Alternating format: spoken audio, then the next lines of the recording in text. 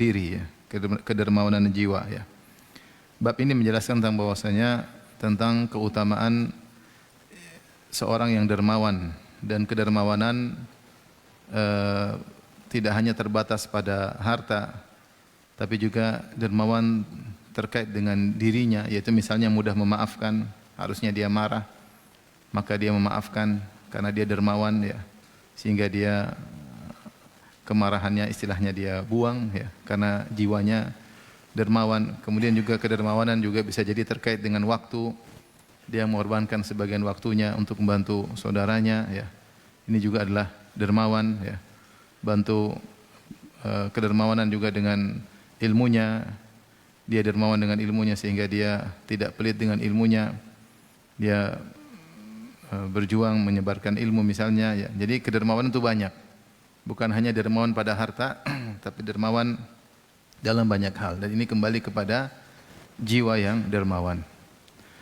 Kita bacakan hadis yang pertama, kata Imam Al-Bukhari, Abu Abdullah Al-Bukhari rahimahullahu taala, haddatsana Yahya bin Bukair qala haddatsana Laits an Ibni Ajlan anil Qaqa an Abi Salih an Abi Hurairah radhiyallahu anhu anin Nabi sallallahu alaihi wasallam qala laisal ghina an kathratil arad walakinnal ghina ghina nafs. Bukanlah namanya kekayaan adalah dengan banyaknya harta. Al-arad maksudnya aset. Bukanlah kekayaan dengan banyaknya aset. Walakinnal ghina ghina nafs. Tetapi namanya kekayaan adalah kaya jiwa ya. Kaya jiwa. Nah, kalau jiwa sudah merasa kaya ya, sudah merasa cukup, maka dia akan mudah untuk dermawan. Dermawan harta, dermawan waktu, dermawan keegoannya dia dermawakan, dia dermakan ya. Dia tidak marah ya. Dia mudah memaafkan. Ini kembali semua kepada jiwa yang kuat, jiwa yang merasa cukup ya. Maka pada hadis ini Rasulullah SAW menjelaskan bahwasanya kedermawanan bukan, atau kekayaan bukan hanya pada harta, bahkan sungguhnya kekayaan yang sungguhnya adalah kembali kepada kayanya jiwa ya. Tentu kita tahu orang yang punya harta kaya ya. Tapi itu bukan kaya yang sesungguhnya. Kaya yang sesungguhnya adalah kaya jiwa ya. Seperti sabda Nabi SAW, laisa syadid bisur'ah, innama syadid man yamliku nafsahu 'indal ghadab. Seperti kata Nabi SAW, bukanlah orang yang kuat yang jago bergulat. Tetapi orang yang kuat sungguhnya adalah yang bisa mengontrol jiwanya ketika sedang marah. Semua orang tahu kalau orang juara gulat dia jago ya. Tetapi Rasulullah ingin menjelaskan ada jago yang lebih daripada itu, yang sesungguhnya jago sejati, yaitu yang bisa mengontrol jiwanya ketika sedang marah. Orang punya harta jelas kaya ya. Tetapi Rasulullah ingin menjelaskan ada kaya yang sesungguhnya adalah kaya apa? Kaya apa? Jiwa. Buktinya banyak orang kaya tapi seperti orang miskin. Dia punya harta banyak tapi dia tidak merasa cukup. Dan dia masih merasa ada keperluan yang tidak terpenuhi. Kenapa? Karena keinginannya banyak. Ketika dia sudah kaya, dia melihat yang lebih kaya, maka dia punya keinginan untuk bisa seperti orang itu atau mengungguli orang yang lebih kaya. Maka ketika itu dia merasa butuh, dia merasa kurang. Sehingga meskipun hartanya banyak, hakikatnya dia miskin. Hakikatnya dia miskin. Kenapa? Jiwanya belum kaya, karena masih ingin dan masih ingin dan masih ingin. Dan itulah kata Nabi SAW, "Lau kana li bani Adam wadiyani min dhahab labtagha thalithan." Kalau seandainya seorang anak Adam diberi 2 lembah emas, dia akan mencari lembah emas yang ketiga. Ya, wala yamla'u jawfahu ila turab. Dan dia tidak akan bisa puas kecuali kalau mulutnya dimasukin pasir, kalau udah mati baru selesai. Ya, Allah sebutkan alhaakumut takatsur hatta zurtumul maqabir. Kalian telah terlalaikan dari sikap banyak-banyakan. Kapan berhenti? Hatta zurtumul maqabir, sampai kalian mati baru kemudian berhenti. Orang yang melihat ke atas jiwanya tidak pernah kaya, selalu merasa kurang dan merasa kurang. Oleh karena kalau kita baca berita, yang koruptor bukan orang miskin, tapi orang kaya. Dia udah kaya tapi dia masih pingin. Yang gila jabatan bukan orang tidak punya jabatan, tapi terus dan tidak berhenti. Ya. Oleh karenanya kaya yang sesungguhnya adalah kaya jiwa. Maka disitulah Nabi SAW menyuruh kita untuk sering lihat ke bawah. Ya, la tanzuru ila man fawqakum walakin inzuru ila man asfala minkum. Jangan lihat ke atas untuk urusan dunia, jangan lihat ke atas, lihat ke bawah. Fa innahu ajdaru alla tazdaru ni'matallahi alaikum. Dengan sering melihat ke bawah, kalian tidak akan meremehkan nikmat yang Allah berikan kepada kalian. Ini yang disampaikan oleh Nabi sallallahu alaihi wasallam adalah kenyataan. Ya, betapa banyak orang yang sudah diberi kekayaan, diberikan harta, diberikan aset, tapi tidak pernah puas. Harta ibarat seperti air asin, semakin diminum semakin bikin apa? Bikin haus. Ya. Kalau dia tidak kontrol jiwanya, orientasinya bukan akhirat, dia tidak akan pernah selesai. Ya. Bahkan sebagian ulama mengatakan orang yang cari harta, ya, terkadang dia menikmati hartanya tersebut lebih sedikit waktunya daripada mencarinya. Dia mencarinya dengan waktu banyak, kadang malam masih rapat, kadang jam 12 malam baru rapat, kadang dia nikmati cuma sedikit. Ya. Untuk sama istrinya jarang-jarang, untuk ketemu dengan anaknya aja susah, untuk mengatur liburan sama anaknya pun setengah mati, untuk bisa ngobrol sama istrinya enggak ada waktu, pulang masih rapat, masih telepon, masih berdering, dan dia tidak bisa mengontrol dirinya. Waktunya habis untuk mencari harta sehingga dia saja untuk menikmati hartanya tidak banyak. Artinya nikmat yang dia rasakan tidak sebanding dengan perjuangan yang untuk dia raih. Oleh karenanya sebagai seorang muslim, ya, kita tahu kita disuruh mencari harta, Allah suruh, ya. Famshu fi manakibiha. Berjalanlah di penjuru bumi, cari harta. Wa kulu min rizqi. Carilah rezeki dari Allah Subhanahu wa taala. Wa butaghu indallahi rizq. Carilah rezeki di sisi Allah Subhanahu wa taala. Wa idza qudiyatis salatu fantashiru fil ard wabtaghu min fadlillah. Kalau selesai salat Jumat maka bertebarlah di atas muka bumi, carilah karunia Allah. Tapi kita harus punya punya prinsip bahwasanya orientasi kita adalah apa? Akhirat. Bahwasanya yang paling penting adalah kayanya jiwa. Kekayaan yang luar biasa adalah qanaah. Kapan seorang qanaah, ridha dengan apa yang Allah berikan kepadanya, takun agnan nas, kata Nabi sallallahu alaihi wasallam, kalau hatimu qanaah maka kau akan menjadi orang terkaya, orang yang paling bahagia, jiwa yang paling tentram. Kapan? Ketika dia qanaah, Nah, sekarang kita hidup di zaman yang kita sulit untuk qanaah. Kenapa? Karena mata kita sering melihat kemewahan dunia. Sulit kita mau qanaah. Dulu Allah berbicara kepada Nabi SAW, wala tamuddanna ainaika ila ma mata'na bi azwaja minhum zahratal hayatid dunya linaftinahum fi wa rizqu rabbika khairu wa abqa. Wahai Rasulullah, jangan kau panjangkan matamu untuk melihat kenikmatan dunia. Allah larang Nabi untuk apa? Lihat kenikmatan dunia, yang itu adalah fitnah, kata Allah, kami fitnah mereka. Ingat, rizki Rabbmu lebih baik dan lebih kekal. Nah, sekarang kita buka medsos, kita lihat ini pamer kekayaan ini, pamer kekayaan itu, pamer kemewahan ini. Bukan cuma ahli dunia yang pamer kekayaan, terkadang ahli agama juga pamer apa? Kekayaan. Pamer ini, naik mobil inilah, naik. Sehingga akhirnya audiens pun melihat kepada kekayaan. Akhirnya tidak qanaah dengan yang dia miliki. Apalagi sebagian orang yang berilmu pamer privasinya dengan istrinya, privasinya dengan anaknya. Akhirnya mulailah orang-orang yang miskin ini mulai, Mas, kamu kok enggak kayak gitu, Mas? Ya, dari mana duit mau ke situ? Akhirnya tadinya bahagia jadi tidak bahagia. Akhirnya tadi qanaah jadi banyak apa? Nuntut.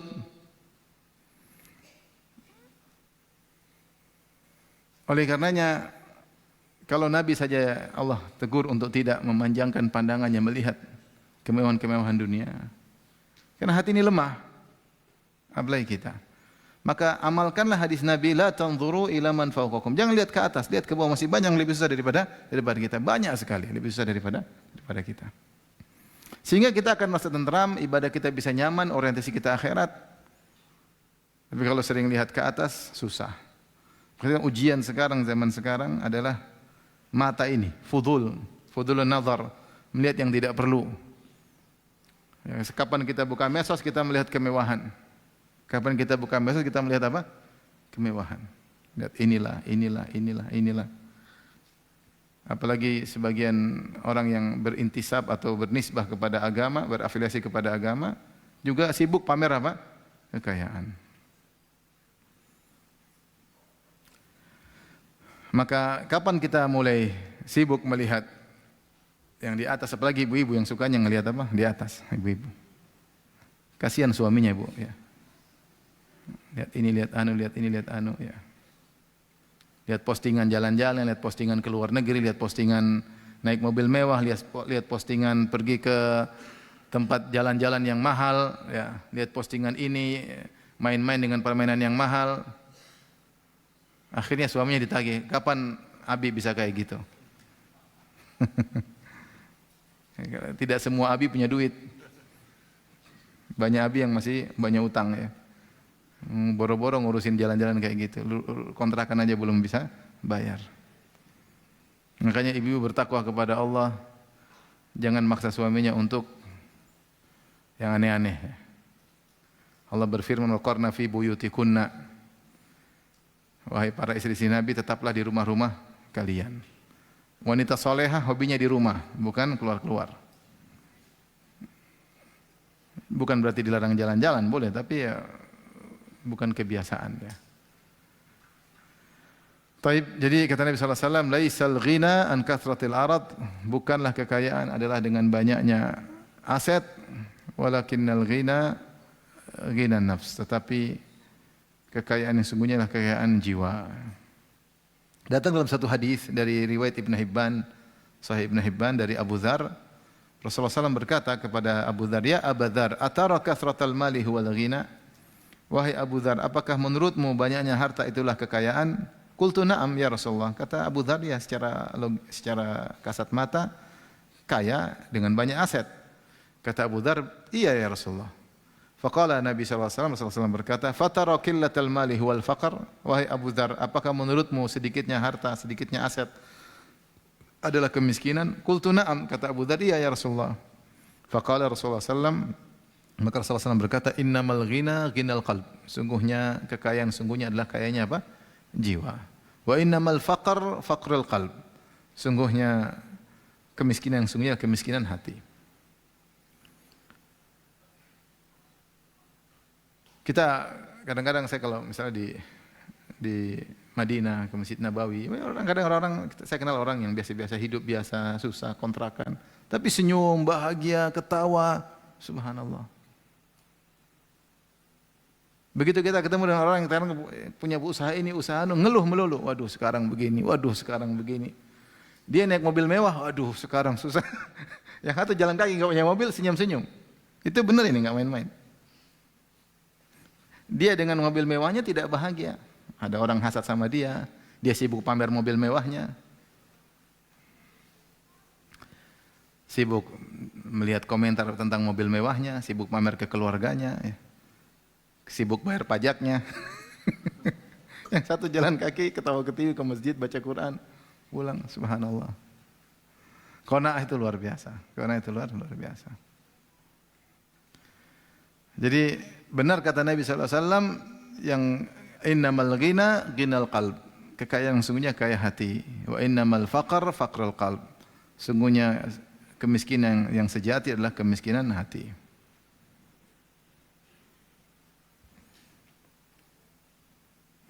Taib, oleh karenanya ini adalah motivasi dari Nabi sallallahu alaihi wasallam agar kita menjadi orang yang kaya hati, ya. Menjadi orang yang kaya. Apapun kondisi ekonomi kita, kita kaya atau kita miskin, ya, atau kita sedang-sedang, berusaha untuk menjadi orang yang kaya hati.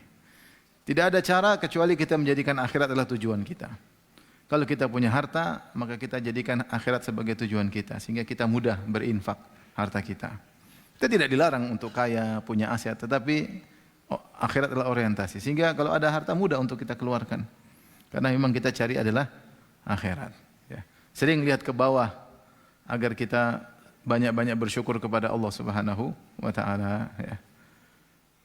Lihat para ibu-ibu bagaimana istri-istri Nabi sallallahu alaihi wasallam, ya. Tinggal bersama Nabi sallallahu alaihi wasallam, ya, rumah cuma sempit mungkin 3x4, ya. Terbuat dari batang korma, kemudian atapnya cuma dari jaridah dari apa namanya, daun-daun korma, pohon korma sederhana ya.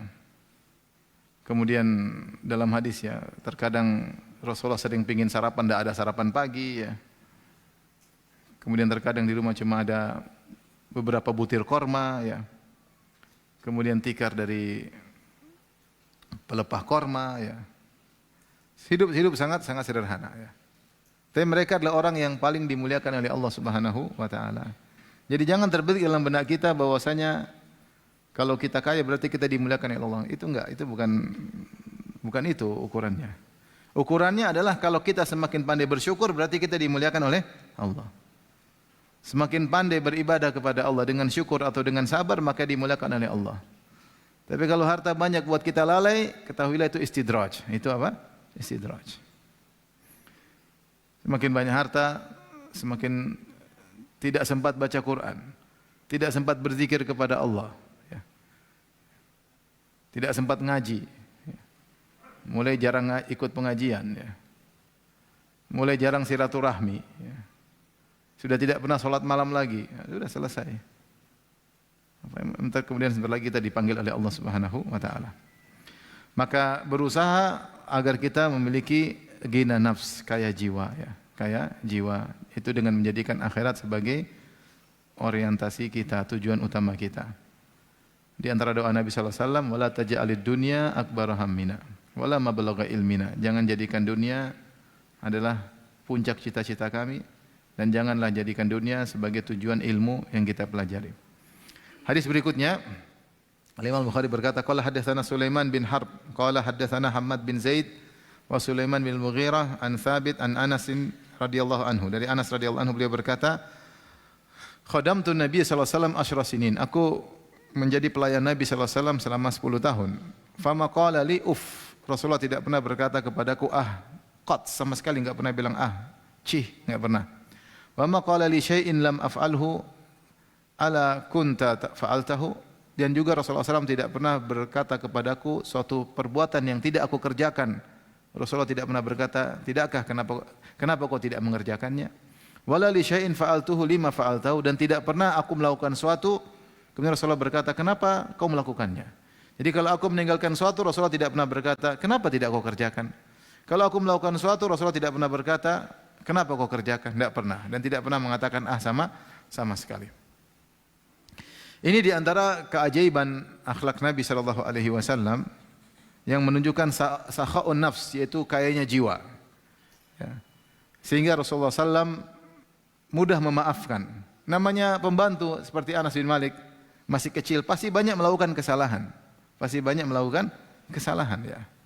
Ya, seperti dalam hadis ketika Rasulullah menyuruh Anas bin Malik melakukan sesuatu, kemudian Anas mengatakan, wallahi la adhab, saya tidak mau pergi.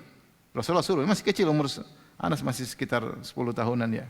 Kata dia, saya tidak mau pergi ya Rasulullah. Kata Rasulullah, pergilah engkau.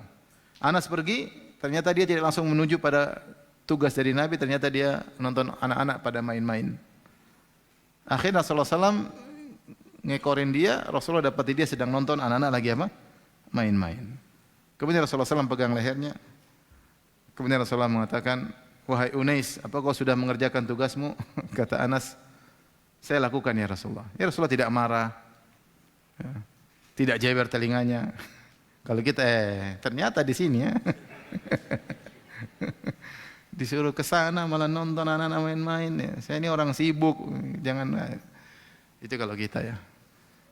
Ya Rasulullah SAW ini di antara dalil bahwasanya kedermawanan bukan terkait dengan harta saja, tapi dermawan jiwa, yaitu maksudnya dia mendermawakan atau mendermakan keegoannya.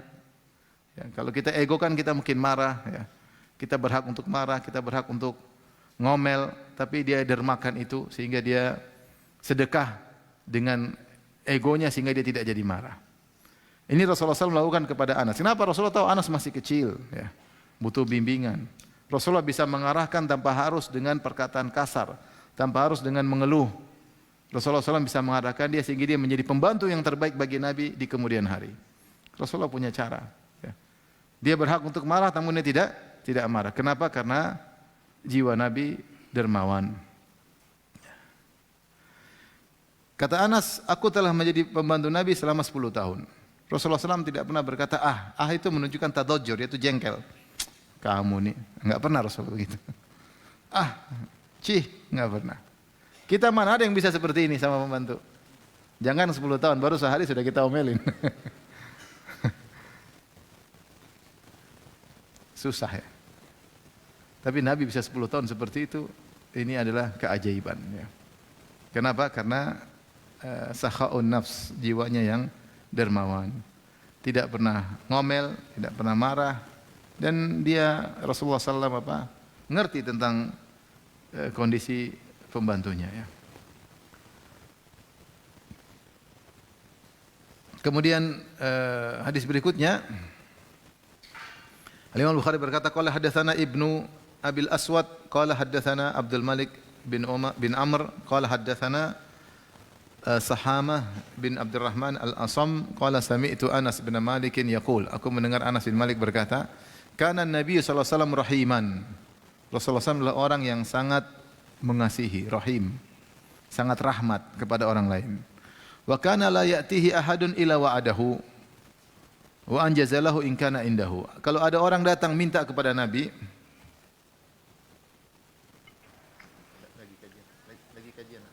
lagi kajian.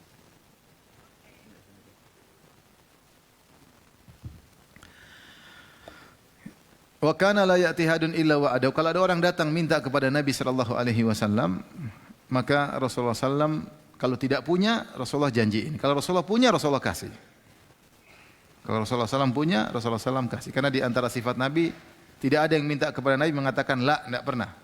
Enggak. Rasulullah enggak pernah begitu. Kalau dia punya, dia kasih. Kalau dia mampu untuk menjanjikan, dia janjikan. Nanti ya.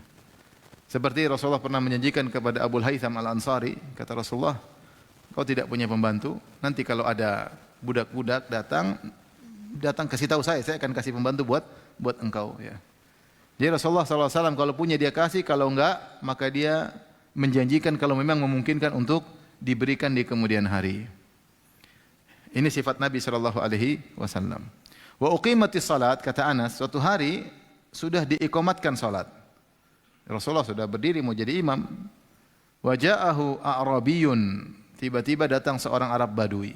Fa akhadha bi thawbihi, kemudian dia menarik baju Nabi. Jadi Rasulullah dilarang untuk salat dulu. Faqala, kemudian Arab Badui ini berkata, "Innama baqiya min hajati yasirah." Saya masih punya keperluan sedikit ya Rasulullah. Jangan dulu salat. Wa akhafu ansaha, saya lupa nanti kalau habis salat saya lupa. Khawatir saya lupa kebutuhan saya ini. Maka dia buru-buru nyampaikan sekarang. Khawatir kalau habis salat dia apa lupa. Wa akhafu ansaha. Aku lupa, saya khawatir saya lupa nanti kebutuhan saya. Faqama ma'ahu hatta faragha min hajatihi. Maka Rasulullah SAW pun enggak jadi salat. Rasulullah SAW bersama dia ngurusin keperluan dia. Tsumma aqbala fa shalla. Kemudian Rasulullah balik lagi, Rasulullah kemudian jadi imam. Subhanallah ya. Tapi di sini perhatikan Rasulullah SAW sifatnya kenapa dia bisa begitu? Karena dia punya sakhaun nafs, jiwanya yang sangat dermawan. Ya. Dermawan dengan harta, dermawan dengan waktu, dermawan dengan artinya saya adalah Rasul. Enggak, dia dermawan ya. Egonya dia dermawakan, kedudukannya dia dermawakan ya. Dia dermakan, pokoknya dia mudah ya. Karena apa? Karena ada sifat rahmah. Makanya sebelum Anas bin Malik menjelaskan tentang akhlak Nabi yang sangat luar biasa tersebut, Anas buka dengan perkataannya, wa kana rahiman, wa kana Nabi sallallahu alaihi wasallam rahiman. Adalah Nabi sallallahu alaihi wasallam sangat penuh dengan kasih sayang. Nah, sifat kasih sayang inilah yang buat seorang bisa menjadi derma, mudah untuk berderma. Mudah untuk bersedekah waktunya, sedekah hartanya, sedekah pikirannya, sedekah ilmunya, mudah untuk pengertian sama orang lain, mudah untuk memaafkan orang lain. Kenapa? Punya sifat rahmat. Ibarat kita misalnya di rumah ada pembantu, ya, pembantu kerja, kita tahu dia kerja dengan semangat, kemudian kurang tidurnya. Kalau dia salah ya kita ya sudah wajar ya. Kita kasih sayang sama dia, ya. Ini dia punya anak, mungkin suaminya sakit. Ada pembantu seperti suaminya sakit, bayangkan. Suaminya sakit, dia kerja, suaminya di rumah enggak bisa kerja, kemudian dia kerja, anaknya ada yang sekolah. Kalau kita memposisikan diri kita seperti dia, tentu kita akan kasihan sama dia. Kalau kita udah kasihan sama orang, kita pasti banyak memberi uzur kepada orang tersebut. Kapan kita tidak memberi uzur? Ketika kita cuek, kita tidak ada kasih sayang. Tidak kasih sayang ya. Tapi kalau kita tahu dia punya kekurangan ya. Gampangnya begini, kalau taruhlah anak kita masih kecil, dia nggak mau, kita suruh dia nggak mau, dia maunya main. Nah, kita tahu anak kecil, maka kita kasih uzur karena kita tahu dia anak apa? Anak kecil. Kita rayu lagi. Kita kasih uzur sama dia karena kita tahu dia anak kecil. Taruhlah kita ketemu orang gila itu maki-maki kita mau balas? Enggak lah, karena dia orang gila. Kalau kita balas berarti kita yang gila. Kita tahu dia gila. Dia gila mau diapain ya? Seperti teman cerita di Masjid Haram di zaman dulu, zaman saya masih kuliah. Orang ngantri di toilet di Masjidil Haram. Ngantri mungkin 10 orang. Semua nahan. Tahu-tahu ada orang tua maju ke depan. Wih, orang pada marah kalau udah ngantri. Maju langsung dia nyerobot. Brong. Orang semua kasih uzur. Wajar. Kenapa dia sudah enggak kuat? Daripada dia kebobolan sebelum sampai. Ketika orang tahu dia punya uzur, ya orang kasih uzur enggak? Orang tahu dia lagi susah, ya sudah lah mau diapain. Enggak ada yang marah akhirnya. Karena begitu masuk langsung ledakan. Jadi kalau kita punya sifat rahmat, kita tahu tentang kondisi orang, kita mudah kasih uzur. Sehingga kita mensedekahkan ego kita, mensedekahkan kita ini orang terpandang, ya hendaklah. Namanya orang susah ya.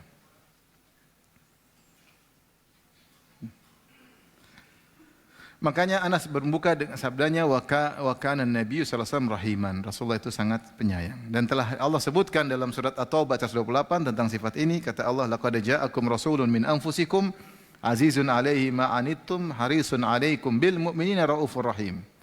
Sungguh telah datang kepada kalian seorang rasul yang dari diri kalian sendiri, azizun 'alaihi ma 'anittum. Dia merasa berat apa yang memberatkan kalian. Rasulullah itu merasa berat apa yang memberatkan kalian. Harisun alaikum, sangat bersemangat agar kalian mendapatkan kebaikan.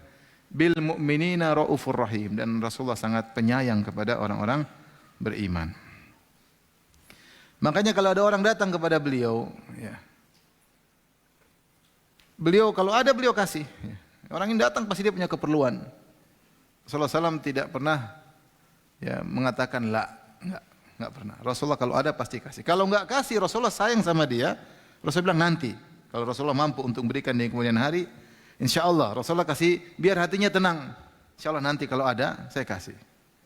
Ya, menjanjikan sesuatu sehingga dia pun ketika tidak mendapatkan sesuatu dari Nabi, hatinya menjadi apa? Tenang karena sudah dijanjikan. Rasulullah tidak pernah menyelisih apa? Janjinya. Ya. Sehingga pulang dari minta kepada Nabi entah dapat atau enggak, hatinya tenang. Ya. Rasulullah tahu orang ini kalau enggak ada mungkin dia gelisah, bingung mau minta sama siapa. Dia tahu ada seorang yang sangat penyayang Rasulullah, maka dia minta kepada Nabi sallallahu alaihi wasallam ya. Makanya Allah berfirman, wa imma tu'ridanna anhum bitigha'a rahmat dalam surat Al-Isra. Saya bacakan ayatnya. Kata Allah wa imma tu'rid dalam surat Al-Isra 28, wa imma tu'ridanna anhum bitigha'a rahmatin min rabbika tarjuha faqul lahum qawlan maisura. Kata Allah Subhanahu wa taala ini terkait dengan kalau ada kerabat yang minta sesuatu kepada kita, minta tolong sama kita. Kalau kita punya kita kasih. Kalau enggak punya, apa kata Allah? Allah ajarkan, dan jika kamu berpaling dari mereka, wa imma tu'ridanna anhum ibtigha'a rahmatin min rabbik, dan kau masih berharap ya memperoleh rahmat dari Tuhanmu, faqul lahum qawlan maisura, maka ucapkanlah kepada mereka kata-kata yang baik. Artinya begini, ada saudara kita datang minta bantuan, misalnya adik kita kek, kakak kita kek, tante kita, om kita, atau misalnya ada enggak uang 1 juta saya bisa pinjam. Kalau kita berharap satu saat kita dapat rahmat Allah, maksudnya dapat rezeki di kemudian hari, maka ucapkan kata-kata yang baik. Saya lagi enggak punya, mudah-mudahan bulan depan. Kalau memang kita kemungkinan ada ya. Ini salah satu pengamalan dari yang dilakukan oleh Nabi. Nabi tadi kalau ada dia kasih, kalau enggak ada dia kasih apa? Janji. Kalau ada kerabat kita, oh enggak ada bulan ini enggak ada. Jangan begitu. Atau kata-kata yang enak. Kalau kita enggak bisa janji, jangan janji juga. Kita bilang, aduh qadarullah belum ada. Mudah-mudahan lain waktu. Tapi kalau kita mungkin ada, kita bilang sekarang belum ada, belum gajian, mudah-mudahan bulan depan ya. Coba nanti kemari lagi ya. Sehingga dia pergi dalam kondisi nyaman. Kata Allah, wa qul lahum qawlan maisura, ucapkanlah kata-kata yang baik. Jangan kamu ini minta terus, sana enggak ada.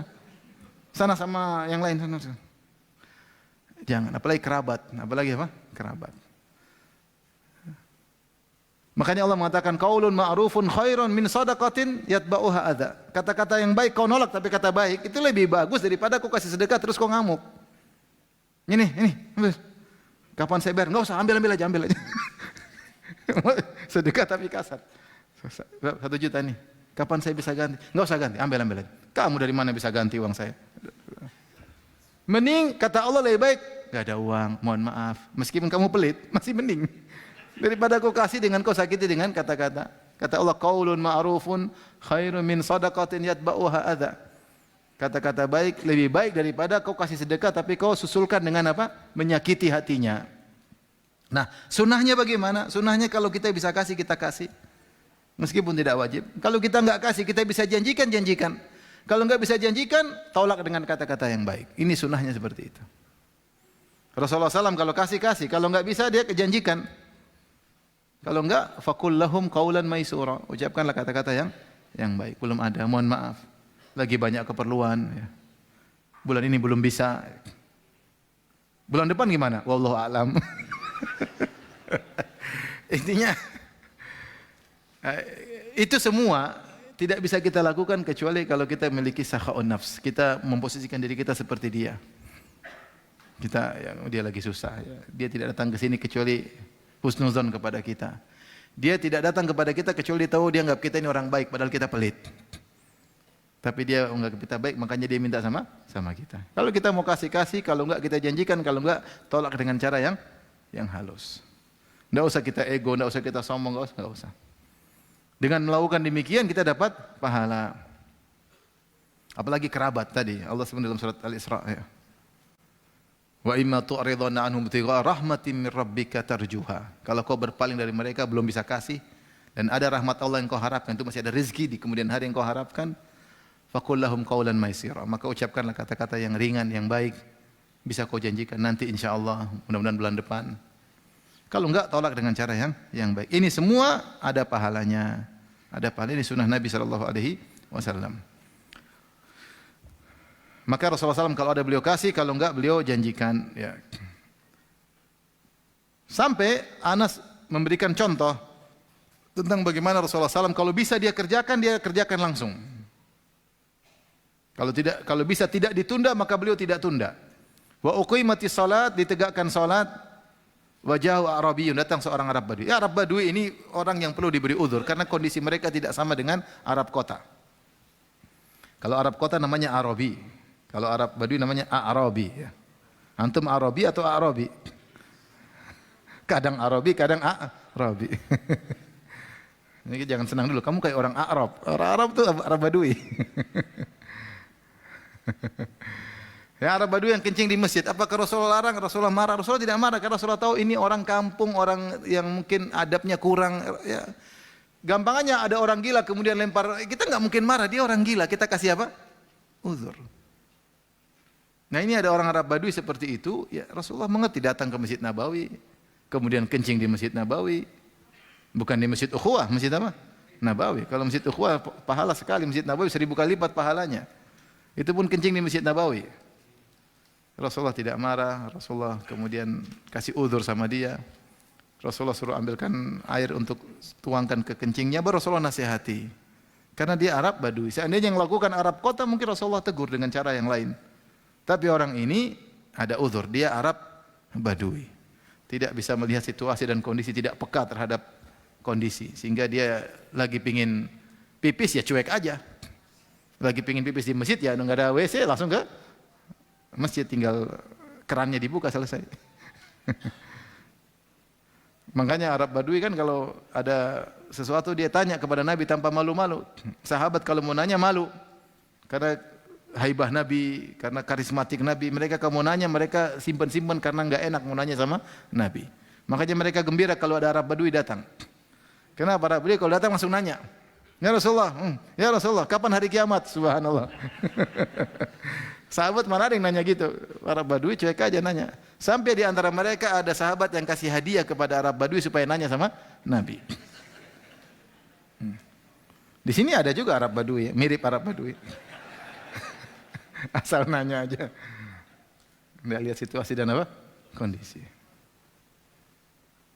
Saya pernah ditelepon jam 3 malam kalau nggak salah. Telepon. Halo, Ustaz, antum penting nggak ini pertanyaan? Penting Ustaz, nggak bisa ditunda, nggak bisa Ustaz. Apa pertanyaan? Ternyata nggak penting.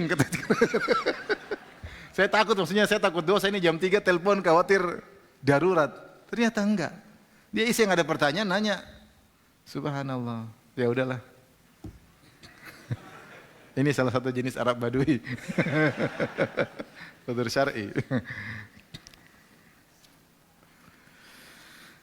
Lihat Arab Badui ini Rasulullah sudah ditegakkan, sudah iqamat, Rasulullah sudah mau takbir, dia datang, dia tahan baju Nabi. Fa akhadha bi thawbihi. Ya, waktunya sudah iqamat, caranya juga bukan di depan Nabi. Ya Rasulullah sebentar. Enggak, dia pegang langsung baju Nabi. Karena kaget pegangnya.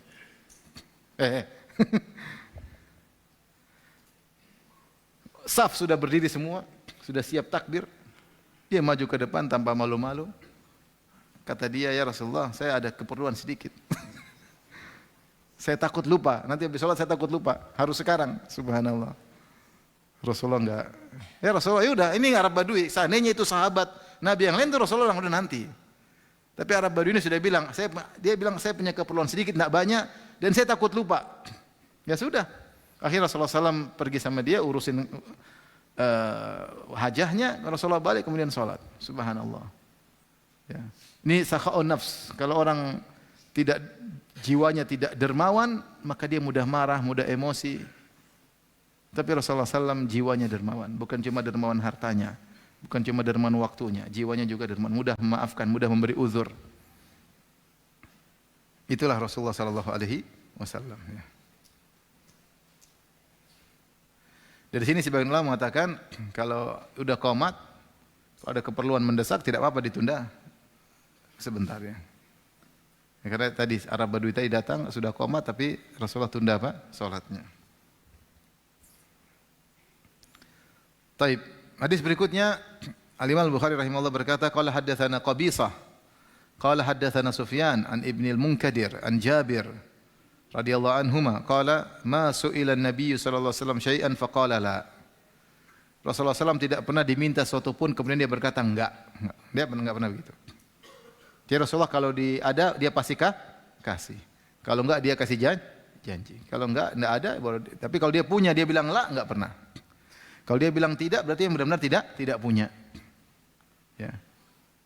Kalau tidak ada baru benar-benar dia mengatakan tidak ada. Tapi kalau ada dia pasti kasih. Kalau dia bisa kasih janji maka dia akan kasih janji. Ini di antara keajaiban akhlak Nabi sallallahu alaihi wasallam. Tidak pernah menolak orang yang minta kepadanya, kalau dia punya dia pasti kasih. Ya.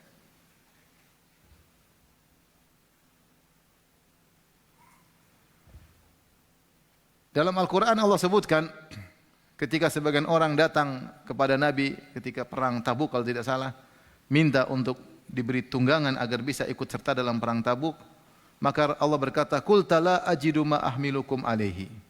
Maka Rasulullah mengatakan, aku tidak mendapati tunggangan yang bisa aku berikan kepada kalian. Ya. Rasulullah tidak mengatakan enggak.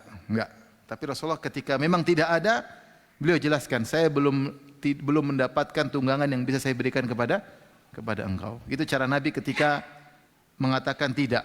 Ya, kalau ada yang minta dia tidak punya, saya belum punya untuk saya berikan kepada engkau. Bukan enggak. Artinya apa? Nabi kalau punya dia pasti kasih, pasti dia kasih. Ya, sebagaimana sudah kita sampaikan hadis ketika Rasulullah SAW diberikan hadiah baju oleh seorang wanita, fa akhadhaha Nabi SAW muhtajan ilaihi, Rasulullah SAW mengambil baju tersebut karena perlu. Baru Rasulullah SAW duduk di majelis, orang itu datang minta sama Nabi SAW, ya Rasulullah, baju bagus sekali, kasih dong. Ya Rasulullah nggak mungkin buka saat itu kan, nggak enak juga. Tapi Rasulullah pulang bungkus kasih.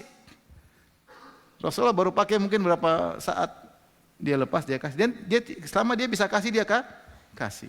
Tapi lihat bagaimana cara Rasulullah SAW kasih. Rasulullah SAW tidak tegur orang tersebut. Rasulullah bilang, iya, saya kasih. Kemudian Rasulullah SAW pulang, Rasulullah SAW kirim, tidak langsung kasih depan orang tersebut, kirim lewat orang, sehingga tetap menjaga martabat orang tersebut. Tapi kalau Rasulullah SAW tidak bisa kasih, seperti Allah contohkan dalam Al-Quran surat At-Taubah ayat 92, ketika ada yang minta tunggangan kepada Nabi agar bisa ikut perang Tabuk, kata Rasulullah, kata Allah, "Qul la ajidu ma ahmilukum alaihi." Engkau berkata, wahai Rasulullah, la ajidu ma ahmilukum alaihi, aku tidak mendapati tunggangan yang bisa aku berikan kepada engkau. Tidak mengatakan enggak. Itu bukan cara Nabi sallallahu alaihi wasallam.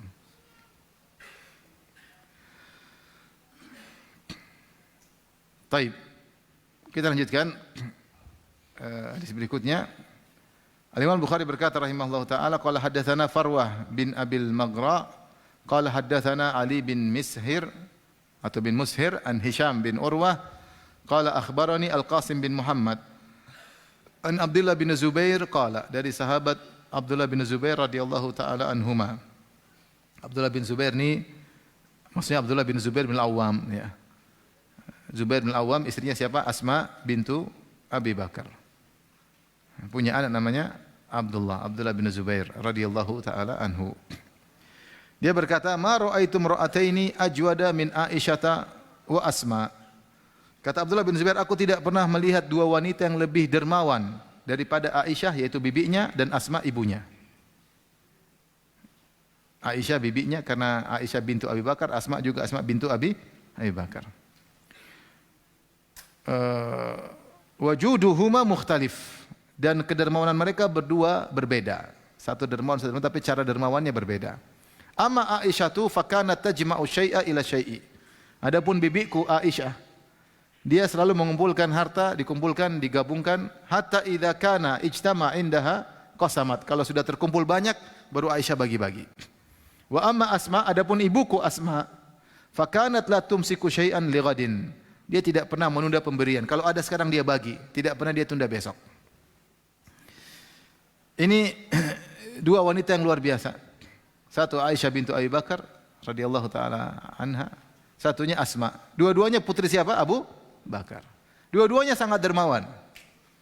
Dan tidak perlu heran karena bapak mereka sangat apa? Dermawan. Siapa yang lebih dermawan daripada Abu Bakar As-Siddiq?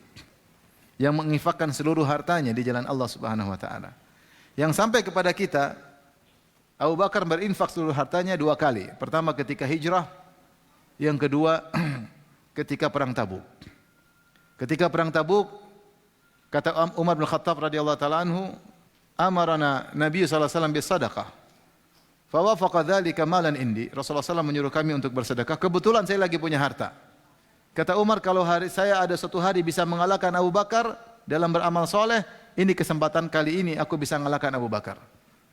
Saya tidak pernah menang lawan Abu Bakar. Ada kesempatan kali ini karena kebetulan saya punya harta. Faji'tu Nabi sallallahu alaihi wasallam binisfi mali, maka aku bawa setengah hartaku kepada Nabi. Rasulullah SAW bertanya kepadaku, "Ma abqaita li ahlik?" Apa yang kau sisakan buat keluargamu? Kata Umar, "Abqaitu mithlahu." Abqaitu lahu mithlahu. Saya sisakan seperti ini yang saya bawa. Jadi harta bagi dua, setengah taruh di rumah, setengah sedekah buat perang Tabuk. Tiba-tiba faja Abu Bakrin bimalihi kulli. Datang Abu Bakar bawa seluruh apa? Hartanya. Rasulullah bertanya, "Ma abqaita li ahlik?" Apa yang kau sisakan buat keluargamu? Kata Abu Bakar, "Abqaitu lahumullah wa rasul." Aku tinggalkan bagi mereka Allah dan Rasulnya. Luar biasa. Kata Umar, saya tidak pernah menang, ya. Kalah, ya. Sahabat yang lain ketika ingin berinfak seluruh hartanya, Rasulullah larang. Di antaranya datang dalam riwayat Sa'ad bin Abi Waqqas, ketika sakit ingin infak hartanya banyak, kata Rasulullah enggak. Sepertiga sudah banyak. Fasulus wasulusu katsir. Infak sepertiga aja. Wasiat sepertiga, jangan lebih daripada itu. Ya. Ka'ab bin Malik ketika dia bertobat karena dia tidak ikut dalam perang Tabuk, dia mengatakan, "Ya Rasulullah, inna min taubati, di antara taubatku ya Rasulullah, aku berlepas dari seluruh hartaku. Karena Allah, mau sedekah seluruh hartanya." Kata Rasulullah, "Jangan. Sisakan, jangan semuanya." Ketika Abu Bakar infak seluruhnya, Rasulullah larang atau tidak? Tidak. Kenapa? Karena iman berbeda. Iman berbeda. Ka'ab bin Malik mungkin lagi salah, lagi semangat ingin sedekah, kata Rasulullah jangan. Abu Bakar infak hartanya, Rasulullah tidak larang. Kenapa? Karena tidak semua orang bisa kuat. Saya sendiri pernah ada yang tanya kepada saya, kirim surat pertanyaan, Ustadz saya kemarin termotivasi infak, saya menyesal, boleh nggak ambil lagi? Ini benar ini. Saya kemarin termotivasi, ada mungkin Ustadz ceramah tentang infak, dia infak banyak. Setelah itu dia pikir-pikir lagi, kebanyakan. Boleh saya nggak ambil lagi nggak? Waduh ini contohnya. Ya. Rasulullah Abu Bakar sebelumnya juga ketika hijrah, Abu Bakar menginfakkan seluruh hartanya. Seluruh hartanya. Semua hijrah, semua harta dari Abu Bakar As-Siddiq radhiyallahu taala anhu. Sampai ketika Abu Bakar pergi sama Nabi hijrah, datang bapaknya Abu Quhafa. Waktu itu bapaknya Abu Bakar masih musyrik. Dia baru masuk Islam ketika Fatu Makkah, lama. Ya. Itu 8 tahun kemudian baru masuk Islam. Itu masih musyrik dan dia kafif, buta. Maka dia datang kemudian dia mengeluh kepada Asma, ayah kalian pergi tidak meninggalkan apa-apa. Maka Asma binti Abi Bakar ingin menghibur kakeknya, maka dia ambil batu, dia lilit dengan kain, dia taruh di tempat harta. Kata dia, ada kok ayah ninggalkan sesuatu. Nih kek, lihat pegang. Kakeknya kira itu emas, ternyata batu. Bukan ini yang menakjubkan. Bukan menakjubkan Abu Bakar berinfak seluruh hartanya. Yang saya takjub, bagaimana keluarganya sepakat. Itu yang saya takjub. Bagaimana istrinya tidak protes. Bagaimana anak-anak juga tidak protes. Bagaimana anak-anak juga dermawan seperti ini, saya takjub. Antum kalau mau infak seluruh hartanya, pertama antum juga tidak mungkin. Yang kedua kalau memungkinkan juga, istri antum pasti melarang. Bapak bahlul, abi bahlul. Seluruh harta. Udah ini rumah kita infakkan di jalan Allah. Kita tinggal rumah sedikit kecil aja. Mana mau istri? Bapak ngaji di mana? Abi ngaji di mana sih kok gini? Artinya saya takjub Abu Bakar, bukan cuma dia berinfak hartanya, tapi bagaimana istri dan anak-anaknya semua membantunya. Dan ini berulang-ulang. Bagaimana didikan iman kepada anak-anaknya, kepada putri-putrinya. Nah, terbukti kebiasaan Abu Bakar ditiru oleh putri-putrinya, Asma dan Aisyah. Luar biasa. Cuma beda cara mereka dermawan. Kalau Aisyah ngumpulin dulu. Kalau udah banyak baru dia dermawakan. Dan ini ada baru dia dermakan. Dan ini ada kelebihan, keuntungan. Keuntungan dari sisi orang didermakan merasa suatu yang berarti. Karena jumlahnya banyak. Tapi dia dermakan. Adapun Asma enggak. Kapan dia punya dia kasih sedikit-sedikit. Mau banyak dia kasih hari itu juga. Karena dia tidak ingin menunda apa? Sedekah. Mana yang terbaik di antara keduanya? Mana yang terbaik di antara keduanya? Yang terbaik jalannya Nabi. Asma lebih pas. Nabi tidak pernah menunda. Ya, Aisyah mungkin punya cara berpikir sendiri. Tapi yang terbaik kata sebagian ulama adalah caranya siapa? Asma. Karena Rasulullah SAW kalau punya tidak pernah tunda-tunda, langsung kasih. Tidak nunggu banyak dulu. Yang ada dia kasih, yang ada dia kasih.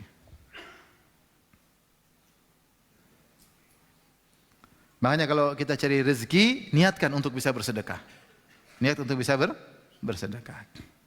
Ya. Niatkan untuk bisa bayar zakat. Ya. Jangan terima zakat mulu ya. Saya dulu punya kawan mahasiswa datang ke saya, Firanda, ada uang zakat enggak? Saya bilang, ente terima zakat sebagai apa? Semuanya saya terima.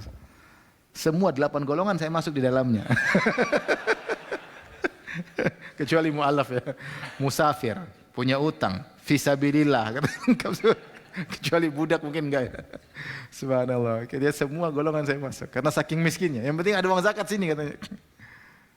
Ya, sebagian orang seperti itu susah ya. Maka ini contoh bagaimana para sahabiat Aisyah radhiyallahu anha yang dididik oleh Abu Bakar dan juga dididik oleh suaminya. Dermawan luar biasa ya. Asma binti Abi Bakar, putrinya Abu Bakar radhiyallahu taala anhuma, juga dermawan sangat luar biasa. Ya. Maka orang tua yang soleh punya pengaruh kepada anak-anaknya. Menyantum, kalau dermawan, insya Allah anak ikut dermawan. Kalau antum peka sama orang miskin, insya Allah anak-anak juga ikut.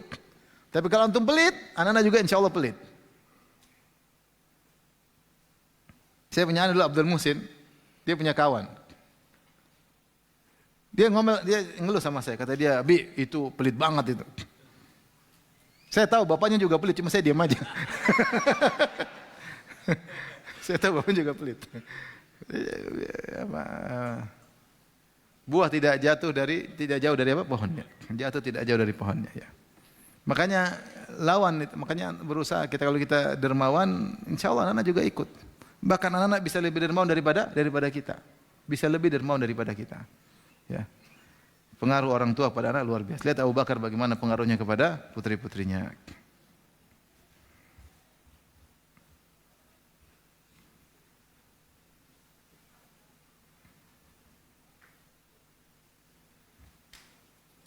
Hadis berikutnya, Al-Imam Bukhari berkata, qala hadatsana Musaddad qala hadatsana Abu Awana an Suhail bin Abi Saleh an Safwan bin Abi Yazid an Al-Qaqa' bin Al-Lijaj atau Lajjaj an Abi Hurairah radhiyallahu anhu qala Rasulullah sallallahu alaihi wasallam bersabda, la yajtami'u gubarun fi sabilillah wa dukhanu jahannama fi jawfi 'abdin abada. Tidak akan berkumpul debu yang masuk ke dalam hidung seseorang, dalam mulut seseorang ketika dia sedang berjihad. Fisabilillah, karena berjihad jalan kaki, kemudian debu-debu berterbangan, kuda berlarian. Kalau zaman dulu kan perang seperti itu. Sehingga debu mungkin masuk di telinganya, mungkin masuk di mulutnya, mungkin masuk di hidungnya. Debu itu tidak akan mungkin bergabung dengan api neraka jahanam.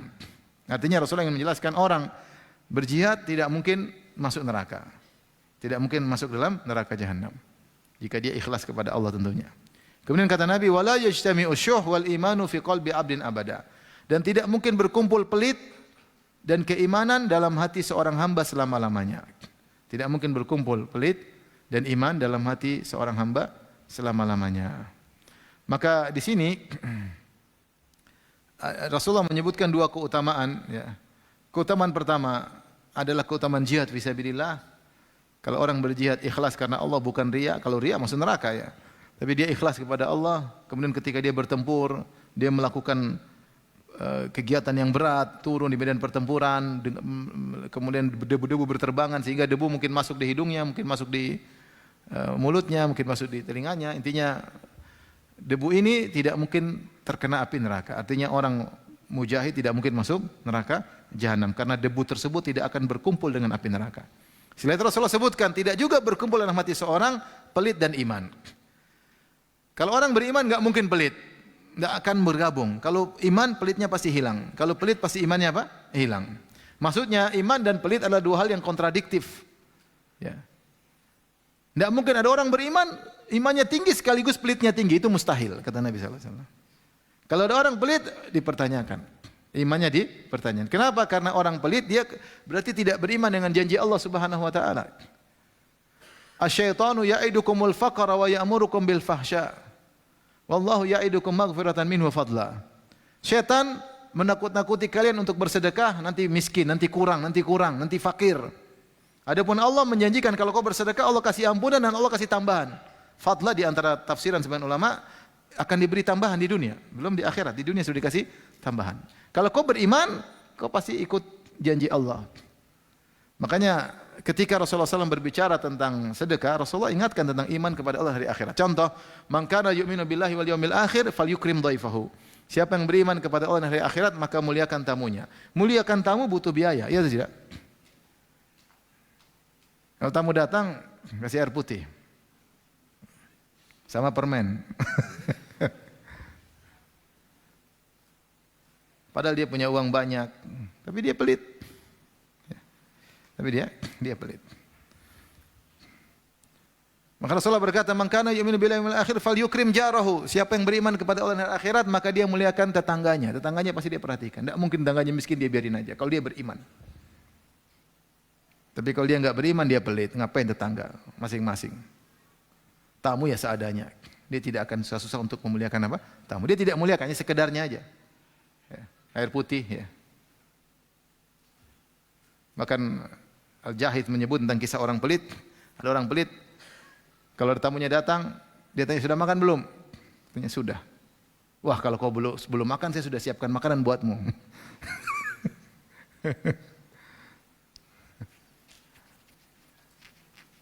Kalau belum makan, dia jawab apa coba?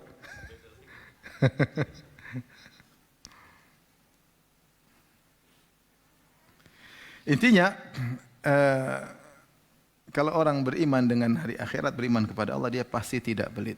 Maka masing-masing diri kita menilai dirinya sendiri. Kita ini beriman atau tidak. Di antara standar keimanan adalah tidak pelit. Makanya Rasulullah bersabda, "Was-shadaqatu burhan." Sedekah adalah bukti. Bukti kau beriman. Ini orang sama istrinya pelit, sama anaknya pelit, sama ibunya pelit, bapaknya pelit, sama kakaknya, adiknya pelit, tetangga pelit. Kalau kau enggak punya ya wajar. Karena sedekah terhadap diri, terhadap anak istri lebih utama daripada yang lainnya. Jangan sampai sedekah kemudian anak istri kelaparan. Ya enggak boleh. Kita berbicara orang yang punya kelebihan, anak istri sudah dikasih makan, keperluan sudah terpenuhi. Istri gemuk, anak gemuk, ente juga gemuk, terus apa lagi yang masih ada kelebihan harta? Ngapain pelit?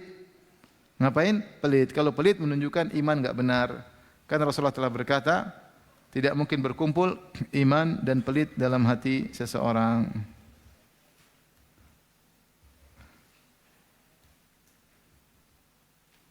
Baik, mungkin sampai di sini dulu ya kajian kita. Insyaallah kita lanjutkan pada pertemuan berikutnya. Wallahu taala alam bisawab.